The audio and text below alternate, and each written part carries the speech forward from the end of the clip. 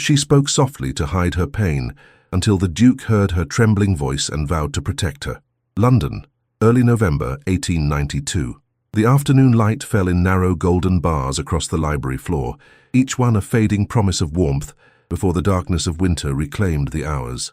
Clara Vale stood at the tall window of the Charitable Committee's office, her fingers tracing the edge of a brass pitch pipe, a small, secret companion through 1,000 drawing-room gatherings. The metal was cold and smooth beneath her touch, like holding on to the last moment before one must speak. She was 28 years of age, though the world perceived her as older in the eyes and younger in every other measure that mattered. Behind her in the sunlit room, Mrs. Ruth Ashford arranged papers with the methodical care of a woman who had learned that precision was a kind of armor.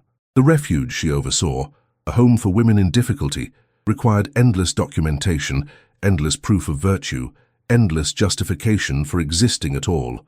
Clara served as companion and secretary, a position that granted her respectability without security, purpose without power. "They will argue about the endowment again," Mrs. Ashford said, her voice carrying the weariness of committees survived. "Sir Percival Crownhill will suggest that our residents require more moral instruction than material aid, as if hunger were a character flaw." Clara turned from the window. Mrs. Ashford's grey hair, drawn back under a neat cap, framed features that had been hardened by necessity into something resembling stone, but it was a stone that had learned to shelter. She had been the one to give Clara employment 3 years prior, when Clara appeared at her door with a reference letter, so carefully worded it meant nothing at all, and eyes that had learned not to ask for help. "His argument will rest on reputation," Clara said quietly. The words came out as they always did, measured, courteous, each one counted as if she had a limited supply and must not waste them. "He will speak of the committee's duty to present an appearance of discretion." Discretion. Mrs. Ashford set down her pen with deliberate firmness. "A word that has served men well. Clara, you must promise me something. When his manner turns, as it will at the musicale on Thursday, when he finds some small excuse to draw you aside and speak of private concerns, you will come directly to me, not later, not after you have convinced yourself that politeness demands you hear him. You will come to me." Clara's hand moved instinctively to the small healed mark at the corner of her lip, a gesture so habitual she scarcely noticed it any longer. It had been 4 years since the incident that taught her the true grammar of male civility, 4 years of learning that a gentleman's attention, once granted, was not easily refused. Sir Percival had been a suitor, then, approved by her late aunt's circle. He had been patient and courteous. He had spoken of his intentions with all the formal language of honor, and when she had discovered too late that his intentions had nothing to do with her wishes, she had learned what it meant to have no voice that the world would credit. The pitch pipe fell from her fingers, striking the polished floor with a small, bright sound. "I will," Clara whispered. But her voice already carried its familiar undertone, the tremor of a woman who had been taught that her own protests were the most dangerous weapon in any room, one that would inevitably be turned against her. That evening, as Clara sat in her small rented room above a draper's shop, the fog crept in at the window panes. London fog was not the gentle mist of country mornings.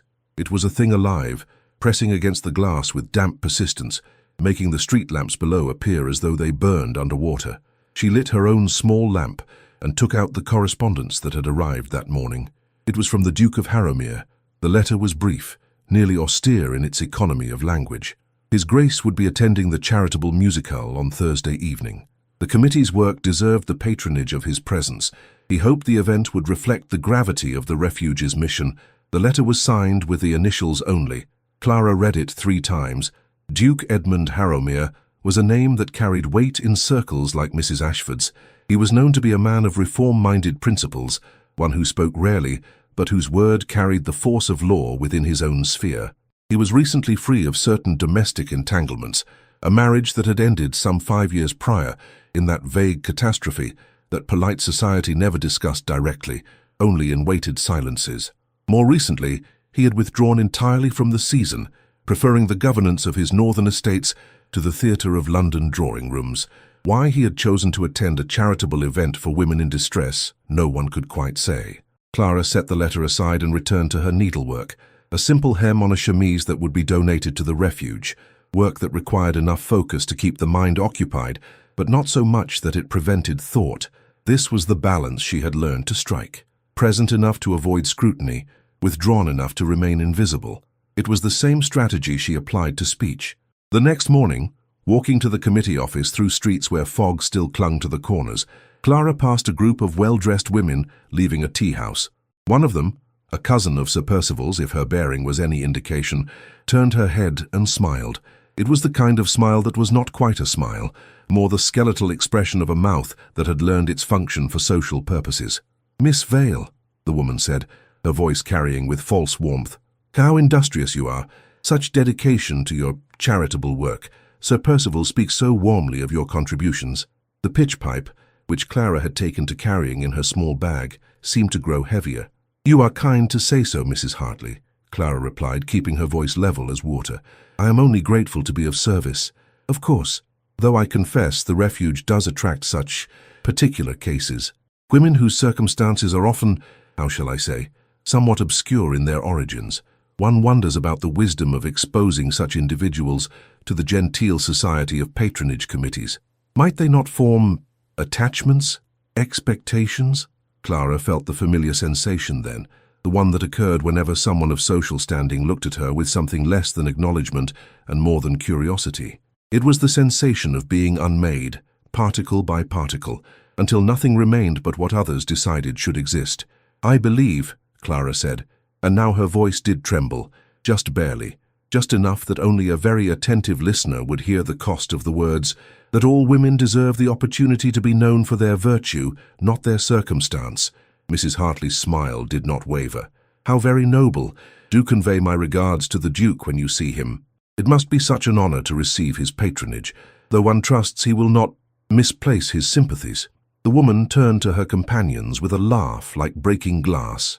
That evening, Clara sat with Mrs. Ashford in the refuge's small parlour. The radiators ticked and hissed in the corners, struggling to warm the stone walls. Outside, November rain began to fall against the windows, the kind of rain that sounded like an accusation. "There is talk," Mrs. Ashford said, not meeting Clara's eyes, "among the committee men. Sir Percival has been very concerned about our governance, about who we employ and on what grounds.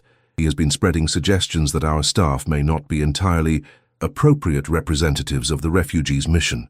Clara's hands stilled in her lap. The pitch pipe sat on the table beside her. She had brought it out to use during practice to help set the hymn that would be sung at Thursday's event. Now it looked like evidence of something she could not name. "What has he said about me?" The question emerged barely above a whisper. "Nothing specific. That is the cruelty of it, isn't it?" Mrs. Ashford finally turned to face her. "He speaks of concerns and questions, and the refuge's reputation. No direct accusation. Men of his station never make those publicly, but every word is designed to create doubt, to make others look at you and wonder what you must be hiding." Clara reached for the pitch pipe, her fingers closing around it like a prayer. "I will not give him the satisfaction," she said quietly, but even as she spoke, she wondered if this was courage or only another form of surrender, the surrender of a woman who has learned that resistance itself is dangerous, and has therefore chosen the slow, grinding suppression of her own voice as the price of safety. Thursday was approaching with the certainty of a judgment day, and Clara, despite the warmth of the radiators and the kindness in Mrs. Ashford's gaze, felt the cold seeping in, the cold that came from knowing that being seen was dangerous, and being unseen was not safety, but erasure. The days before the musicale moved with the sluggish acceleration of autumn fog burning away under an unseen sun. Clara performed her duties as always, copied correspondence, arranged flowers in the refuge's shabby drawing room, flowers that wilted more quickly each year, as though even botanical life was reluctant to dwell in this place of other people's sorrows, helped Mrs. Ashford prepare remarks for the committee, but beneath each action lay a current of apprehension so constant it had become indistinguishable from breathing. She had not seen Sir Percival since the morning Mrs. Hartley had stopped her on the street. This absence, she had learned, was often more menacing than presence. A man like Sir Percival did not disappear. He accumulated power in the spaces where no one could quite trace his hand. On Wednesday, a letter arrived at the refuge. It bore Sir Percival's seal, a crest of rather ostentatious design, featuring a man on horseback that looked, to Clara's eye, more like flight than dominion. Mrs. Ashford opened it with her usual deliberation and read it in silence. Then she set it down and pressed her palms flat against the table. "He is withdrawing his support of the endowment," she said, "unless we can provide him with written assurances regarding the character and background of our employees. Within a week." Clara felt something in her chest contract, not from fear exactly, but from the recognition of a pattern she had seen before. This was how it worked, not through violence or direct accusation, but through the slow suffocation of opportunity. Sir Percival would ensure that no reference would stand against his quiet doubts, that no respectable person would dare employ her, that eventually she would be forced into either absolute poverty or into dependency on his mercy, which would take the form of private arrangements and understandings. "My character is my own," Clara said, and now her voice did carry anger beneath the quietness. "It is not his to demand as proof." "No," Mrs. Ashford agreed, "it is not, but that will not stop him from requiring it." The evening of the musical arrived dark and rain-washed. The venue was Mrs. Constance Whitley's townhouse on a respectable square in Belgravia, a woman whose fortune derived from overseas holdings and whose conscience apparently required her to spend a portion of it on charity. The drawing room had been arranged with careful attention to aesthetics, gilt chairs set in elegant rows, a small pianoforte positioned to catch the light of the wall sconces, candles burning in the elaborate chandelier overhead. It created an atmosphere of cultivated gentility, the kind that made everything seem reasonable. Clara arrived early, as was her custom, to ensure that the musicians were settled and the program arranged. She wore her best dress, a dove-grey silk with plum ribbon at the throat, modest but not shabby. Her hair was arranged with particular care, as though order in small things might somehow extend to larger ones. The pitch pipe was in her small beaded bag, worn thin at the seams from years of carrying such burdens. Mrs. Ashford found her in a corridor near the music room, adjusting a candlestick that needed no adjustment. "He is here already," Mrs. Ashford said quietly. "Sir Percival." "In the library with several of the committee members. There is talk of your future employment. He is suggesting that our association might harm both the refuge and your own reputation." Clara's hand moved to the pitch pipe without her permission, as though her body had learned to seek it in times of crisis. "What does the committee say?" Even as she asked, she knew the answer. The committee consisted of 6 men and 4 women, all of respectable standing, all dependent in various ways on social cohesion. Against a magistrate's quiet concerns, they would fold like paper. "Nothing yet. But Clara, I want you to understand. If you wish to leave before this evening becomes worse, no one will think less of you. There is still time to—" "No." The word came out sharp, surprising them both. Clara took a breath, modulating back to her customary softness. "No, Mrs. Ashford. If I run now, he wins. He will have proven that a woman cannot trust her own voice, her own presence. He will have confirmed everything he has been suggesting about me." Mrs. Ashford reached out and briefly touched Clara's wrist. "Then we will face it together." The musicale began promptly at 8 o'clock. The drawing room filled with the predictable crowd, elderly women who considered charity a duty, younger ones for whom it was an aesthetic choice, committee members with their wives, and scattered throughout, like seeds planted in careful patterns, the men who actually controlled money and reputation. Clara sat in the second row near the pianoforte, her role to facilitate the evening's program. She did not look around as people entered, though she was acutely aware of each arrival. The rustle of expensive silk, the murmur of greetings, the particular quality of the air when certain persons occupied a space. Then the quality changed. It was subtle, an almost imperceptible stilling of the room, a drawing of attention inward. Clara kept her eyes forward on the young soprano preparing to sing the first selection, but she knew what had occurred. The Duke had arrived. When she finally allowed her gaze to drift to the side, she saw him, a man of perhaps 35, with the kind of stillness that comes from years of knowing one's own authority. His coat was charcoal, his cravat simply tied. His face was composed into an expression that revealed nothing, though something in the angle of his jaw suggested he was observing far more than his pleasant demeanor would indicate. He was looking at her, not obviously, not in a way that would be remarked, but their eyes met for a fraction of a second, and in that fraction, Clara felt something shift. It was not a comfort exactly, not yet, but it was a recognition, a sense that here was someone seeing her not as a function of her role, not as a verification of their own opinions, but as a presence in the room requiring acknowledgement. Then he turned to accept Mrs. Whitley's greeting and took his seat. The soprano began to sing, a modest piece prettily executed, emotionally appropriate for the occasion. Clara found her attention divided between the music and the awareness of the Duke's presence. His posture did not change, his expression remained neutral, yet there was something about the set of his shoulders that suggested he was attending to something beneath the surface of events. The first selection concluded with polite applause. There followed a brief interval, during which the guests rose to circulate, and this was when it happened. Sir Percival approached Clara as she adjusted the music on the pianoforte. He came with the casual manner of a man who believes himself welcome everywhere, his pale gloved hand gesturing with false warmth. "Miss Vale, how fortuitous. I have been hoping for a moment to speak with you. In private, if I may." Clara's throat tightened. The pitch pipe seemed to amplify her awareness of her own heartbeat. "Sir, I am required to attend the program, perhaps after the musical. It will only take a moment. There is a small room just through that door." He gestured toward a library that opened off the drawing room. "A matter of some delicacy concerning your employment. I would prefer not to discuss it before the entire gathering." This was the pattern she knew, the privacy he insisted on, the matter of delicacy that would contain a threat, the gentleman's courtesy that made refusal seem impossible. Clara opened her mouth, to refuse, to call for Mrs. Ashford, to do anything but comply. But before she could speak, a voice emerged from behind them, deep and cutting through the moment like steel through silk. "I believe Miss Vale is required for the program. Perhaps your private matter might be addressed through the proper channels of the committee, Sir Percival, rather than in a private interview at a public function." The Duke stood perhaps 5 paces away, his expression still neutral, but his eyes had acquired the quality of ice. Sir Percival's face flushed, then arranged itself into a smile of false congeniality. "Your Grace, I did not realize you were attending to Miss Vale's schedule, a most attentive patron of our charitable work. The work," the Duke said quietly, "deserves attentive patronage, as does the reputation of those who serve it. Shall we resume the program, Miss Vale?" He did not offer his arm, did not touch her, did not acknowledge her in any way beyond the speaking of her name. Yet somehow in that single intervention, Clara felt the ground beneath her shift. She was no longer solely defined by Sir Percival's narrative. The presence of the Duke, his power, his attention, his implicit refusal to permit her erasure, had created a space where her own presence became material.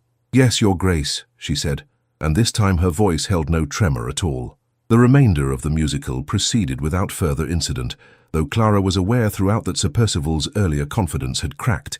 He seated himself at the back of the room and did not attempt to approach her again. And the Duke remained and attended to every note, every word, every small gesture, with an intensity that suggested he was listening for something beneath the music itself. It was not until the final selection was concluding that Clara understood what he was listening for. It was her voice in the moment when she was required to lead the assembled company in a closing hymn. As she raised the pitch pipe and the amber light fell across her face, she felt his attention like a physical weight, and though fear remained, that ancient fear of being heard, of being noticed, of being made vulnerable through visibility, beneath it ran a new current, the current of being protected, of someone seeing her trembling and choosing not to turn away.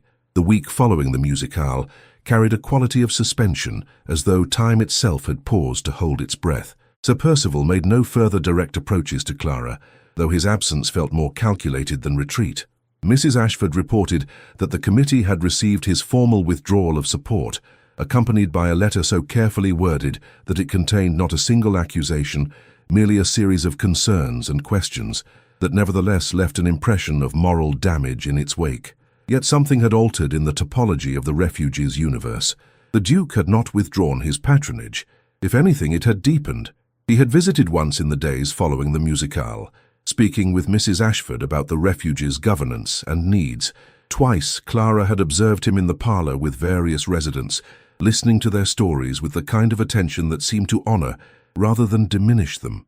And once, only once, he had found her alone. She had been arranging dried flowers in the chapel, a small room where the residents sometimes gathered for quiet reflection. The light through the single high window was pale November gold, and she had been concentrating so intently on the work that she had not heard him enter. "You have a gift for this," he said, and Clara startled so thoroughly that she nearly dropped the vase. "Apologies. I did not intend to frighten you." She turned to find him standing in the doorway, still in his topcoat and hat, as though he had come directly from the street, close enough to speak to, far enough to permit her dignity. "Your Grace, "I did not hear you approach." "I know." There was something in his voice, a recognition of what that meant, what it said about her habitual state of wariness. He stepped further into the room, examining the arrangement of flowers she had created. Dead things made beautiful through arrangement, she realized, a metaphor she did not entirely welcome. "Sir Percival Crownhill," he said, and the name emerged like a statement of fact, stripped of courtesy. "He has conducted himself improperly toward you. This is not a question, Miss Vale. I have made inquiries. What I require to know now is the extent of it, in order that I might address it appropriately." Clara felt the old instinct rise, the one that counseled silence, that suggested danger lived in visibility. But she found that beneath that instinct lay another, newer one, the understanding that this man was offering not possession, but witness, that he was asking her to trust him with her voice. "There was a courtship," she said quietly. "Some years passed. It proceeded with all proper forms and courtesies, but when I declined to accept certain attentions that were not appropriate to a gentleman's role, he did not accept the declination. It was arranged that I would be alone with him, and he made certain that I understood that my refusal was not a choice I was permitted to exercise, that a woman in my position had no authority over her own person, and that my protests would only result in greater harm." The Duke's hands, which had been resting at his sides, formed into fists. He did not move, did not speak, but the rage that filled the small chapel was palpable enough to make the candle flames shiver. "He was not prosecuted," Clara continued, "because something in his silence demanded she complete the confession. Because I had no one to believe me. My aunt, who would have been my protection, was already ill. And even if she had been well, what would have been the outcome? A man of his station does not face consequences, but taking what society has taught him is his by right. So I learned instead to become less visible, to speak softly enough that I might not be noticed, to exist in such a way that I could not be hurt, because I had already made myself so small that there was almost nothing there to harm." When the Duke finally spoke, his voice was very quiet. "That is over now, Miss Vale. This will not continue. He is a magistrate, a man of influence and reputation. My word against his would only—" "Your word," the Duke interrupted. And now there was something terrifying in his gentleness, supported by my authority and my name. In polite society, that constitutes an insurmountable barrier against a man like Crownhill. He will understand very clearly that any further contact with you will result in consequences far more severe than his concern about charitable donations." Clara found that she was trembling, not from fear but from the sensation of being, for the first time in 4 years, protected rather than managed, of having her voice matter. "Why would you do this?" she asked. "For a woman you scarcely know?" The Duke removed his hat, and in that gesture something was revealed of the man beneath the title. A man perhaps more frightened by what he had witnessed than any audience would believe, more wounded by the sight of harm done to someone without power than by anything that had been done to himself. "Because," he said, "I have learned through bitter experience that power is only meaningful if it is used to defend those without it, because I will not live in a world where men like Crownhill are permitted to believe their actions carry no cost.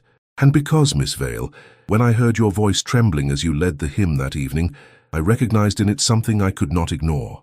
A voice worth protecting, a presence worth defending, a woman worth seeing." He replaced his hat and stepped back toward the door.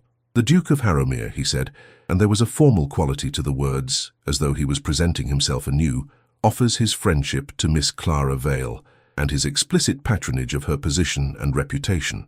Should you wish to accept it." After he left, Clara sat alone in the chapel as the light faded from gold to grey. The pitch pipe lay on the altar table where she had set it down. For the first time since she had held it, since it had become a talisman against being heard, she did not feel compelled to keep it close. Her voice, she began to understand, did not require a shield. It required only someone willing to listen. The reformation of Clara's circumstances occurred not with dramatic suddenness but with the quiet inevitability of winter asserting itself over autumn. Within a fortnight of the Duke's visit to the chapel, Sir Percival's power began to dissolve like frost in sunshine. He was politely requested to resign from the charitable committee. The letter came from the Duke's solicitors and contained no accusations, merely a statement that the committee's governance would be reviewed and fresh appointments made.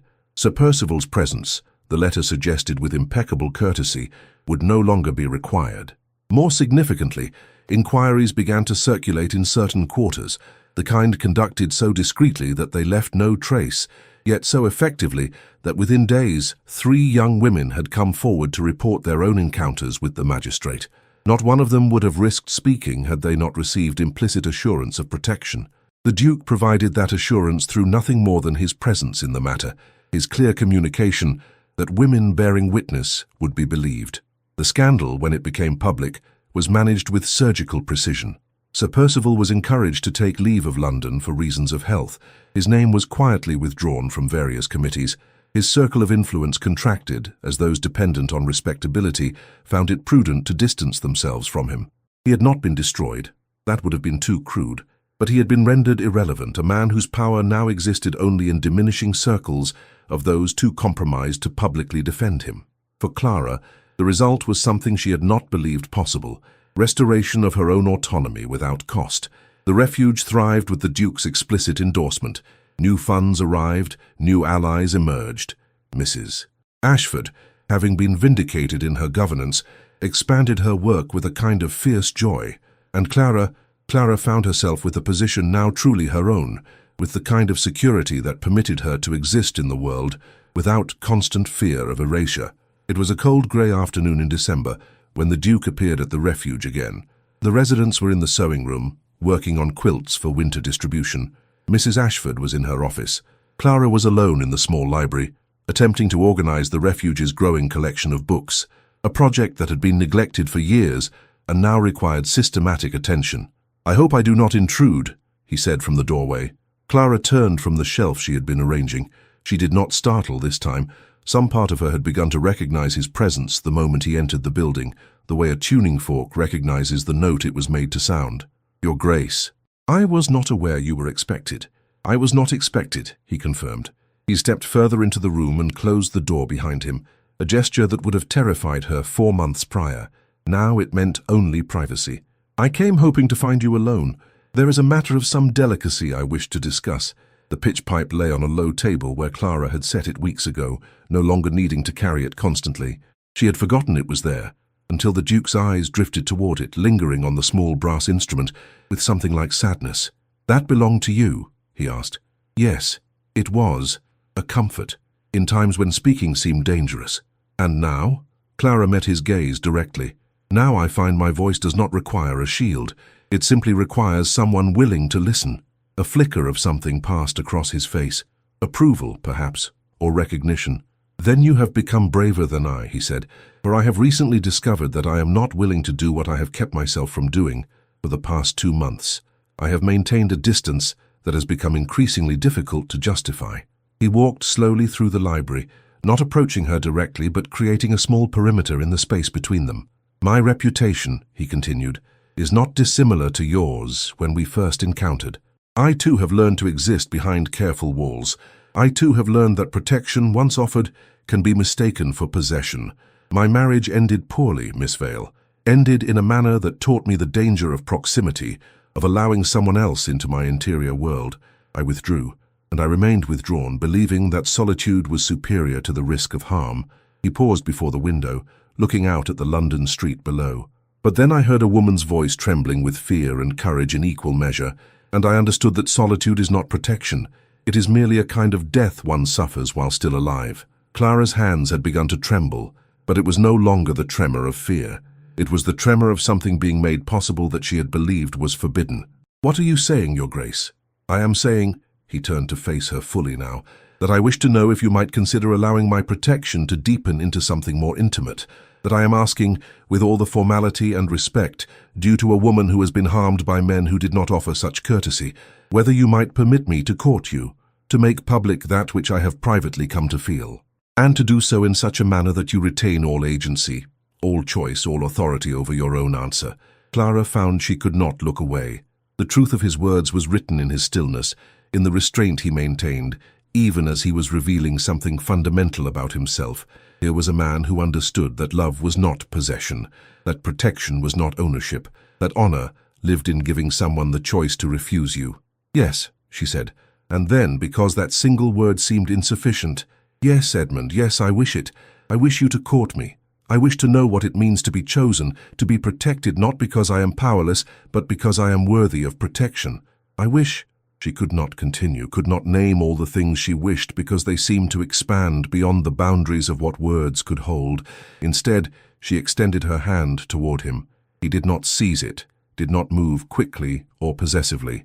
He came forward with the deliberateness of a man crossing into sacred space and took her hand gently, carefully, as though handling something infinitely precious and easily broken.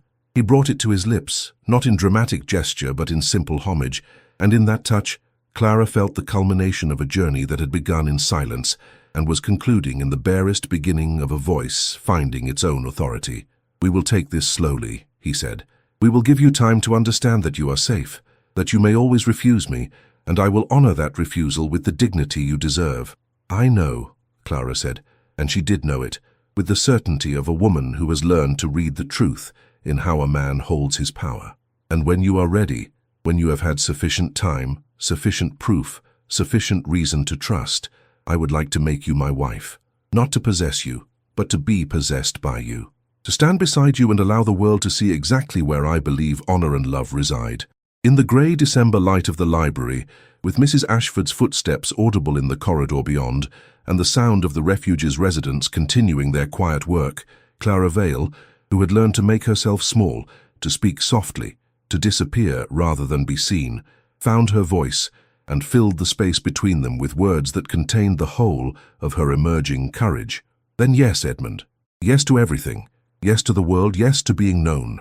And the Duke, who had hidden from intimacy, who had believed protection required isolation, leaned forward and kissed her forehead, his lips gentle against her skin, sealing not a conquest, but a beginning. Epilogue. Letter to a listener. 18 months have passed. The drawing-room of Harrowmere House is lit by afternoon sun, and Clara sits at a small writing desk near the window. Edmund stands beside her, his hand resting on her shoulder with an ease that speaks of habits newly formed, yet already intimate. On her lap lies a letter, but not one she is writing. Rather, a letter she is preparing to read. Outside, the gardens of their northern estate stretch toward distant hills, and somewhere in the house their daughter, named Ruth after the woman who sheltered Clara, sleeps through the afternoon.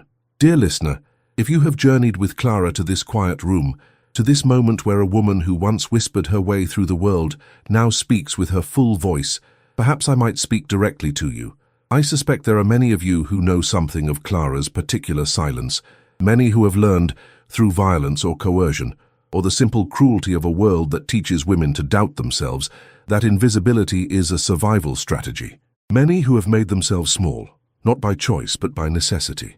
Many whose trembling voice has been met not with protection, but with dismissal. I want you to know something, and I say this not as a storyteller, but as someone speaking directly to your heart. It is not too late. The world will tell you that protection is weakness, that accepting help is surrender, that a woman who has been broken cannot be made whole. The world will tell you that men of honor are rare, that power is always corrupt, that the best you can hope for is to remain undiscovered. But I have come to believe that the world lies about this, as it lies about so many things concerning women and their value. There are men, not all men, but some, who understand that true power consists in using it to defend the defenseless. There are hearts that are capable of protection without possession, of love without control. And there is a form of seeing, rare, precious, transformative, where a person looks directly at the place in you that has been wounded and does not turn away. This does not erase what happened to Clara. 4 years have passed, and she still sometimes startles at unexpected sounds. She still sometimes fears that her refusals might not be heard. She still sometimes wakes from dreams where she cannot make herself heard, where her voice emerges as nothing but wind through an empty room. But Edmund, the man she has chosen to trust, does not fix these fears away. He does not offer platitudes. Instead, he offers presence. He sits with her in the fear and does not suggest that she should be braver. He reminds her, with his consistent attention and his unwavering respect for her autonomy, that she was never the problem, that she did not fail, that her voice, trembling though it may be, has always been worth hearing. And perhaps that is the real gift in a love story like this, not that the trauma is erased, but that it is finally, truly witnessed, that someone says, "I see what happened to you, and it will not happen again, not while I have any power to prevent it," that someone believes your voice enough to stake his own reputation on it. If you have known silence, if you have learned to make yourself small, if you have trembled and been met with dismissal, know this, that silence is not your fault. That smallness was survival, not shame, and that your trembling voice, when it finally finds someone brave enough to listen, becomes a kind of music. You may not find a duke, this is literature after all, but you might find someone who loves you for your courage, rather than despite your wounds. You might find someone who understands that protection is not a cage but a shield. You might find that when you finally speak your truth fully, the world does not collapse. It simply recalibrates around your authenticity. For this reason, I ask you, do not remain silent. Not forever. Not to protect others' comfort at the cost of your own existence. Speak softly if you must, but speak. Tell your story. Name what happened. Find the Mrs. Ashfords of your world, the women and men willing to believe you, to protect you, to stand beside you as your voice gathers strength. And then, when you are ready, permit yourself to be loved, not as a possession, not as a rescue, but as a woman whose voice matters, whose presence is necessary, whose story is worth telling. Thank you for listening to Clara's story. Thank you for sitting with her through her silence, her fear, her trembling voice.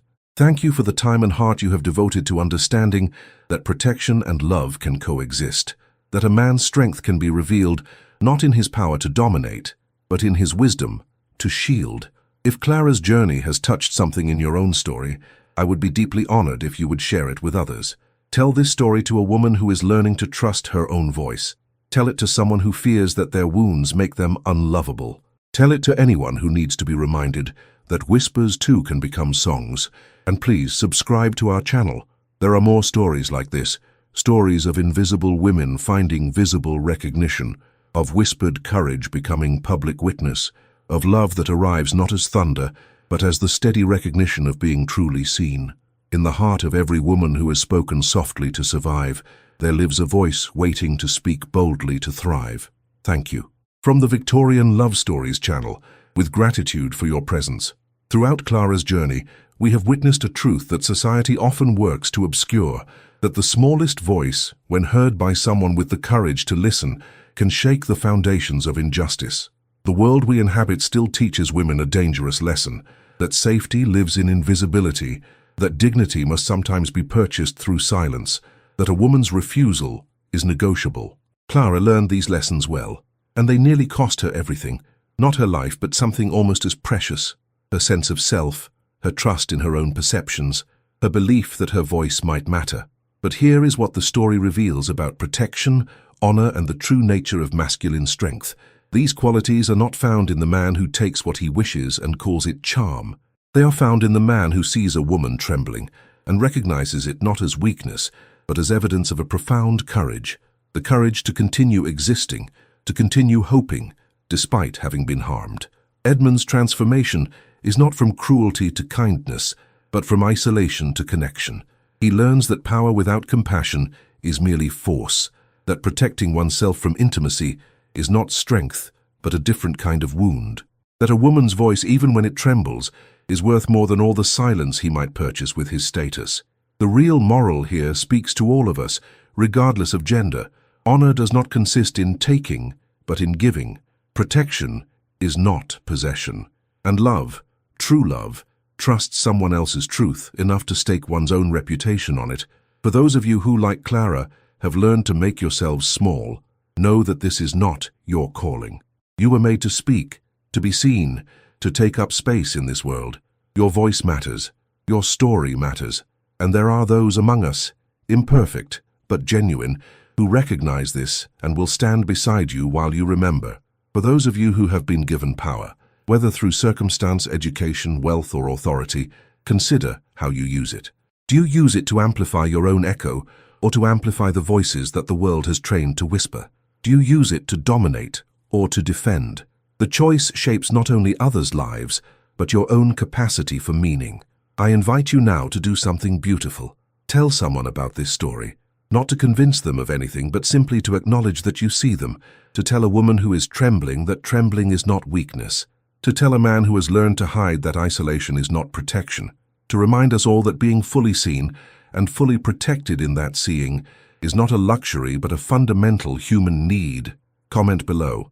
Has there been a moment in your own life when someone truly heard you, when being seen changed everything? Or perhaps you are still learning to speak. Tell us where you are in that journey. We are listening. Subscribe to Victorian Love Stories and never miss a story of women finding their voices, of protection born from honor, of love that arrives not as catastrophe but as recognition. Each week, we bring you tales of moral courage, of whispered strength becoming public witness, of women whose softness is not an invitation to harm, but a reflection of their strength. Thank you for sitting with Clara. Thank you for remembering her trembling voice, and for understanding that in a world that teaches women to disappear, the act of speaking softly yet consistently is itself an act of revolution. Thank you for dedicating your evening to Victorian love stories. May Clara's voice and the voices of all women learning to speak continue to echo through the world.